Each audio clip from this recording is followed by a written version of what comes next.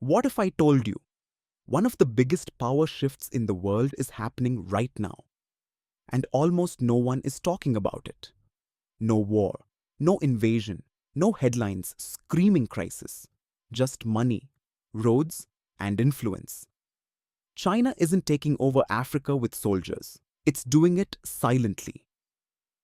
Part 1. The Entry. Over the past 2 decades, China has poured hundreds of billions of dollars into Africa. We're talking about highways stretching across countries, massive railways connecting cities, ports that control global trade routes, airports, dams, power plants, from Kenya to Ethiopia to Nigeria. Chinese projects are everywhere. On the surface, this looks like development, and in many ways it is. Africa needs infrastructure. China builds it fast. But here's where it gets interesting. Part 2. The Deal.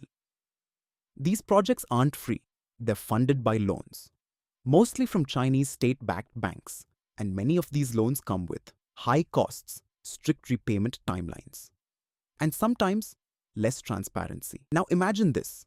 A country borrows billions to build a railway, but the railway doesn't generate enough profit. The debt piles up, and eventually, repayment becomes impossible. This is where the term debt trap diplomacy comes in. It's debated, but the concern is real. What happens when a country can't pay China back? Part 3. Power without war. In some cases, China gains long-term control or leverage, not always directly, not always openly. But influence grows. Think about it. If you finance a country's infrastructure, energy systems, trade routes, you don't need soldiers, you already have power. China also secures access to rare minerals, oil strategic locations, all critical for the future, especially for tech and industry.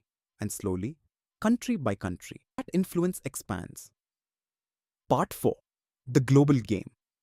This isn't just about Africa, this is about global power. For years, Western countries dominated influence across the world. Now, China is playing a different game.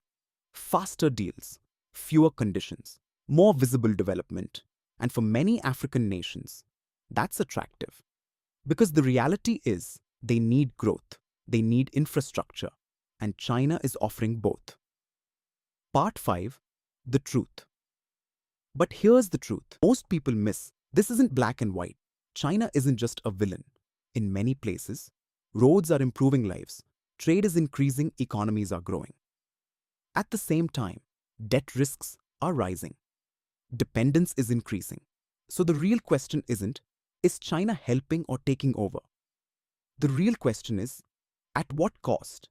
Because in the modern world, power doesn't always come from weapons. Sometimes, it comes from who builds your roads, who funds your future, and who you owe. And right now, China is making sure it's at the center of that future.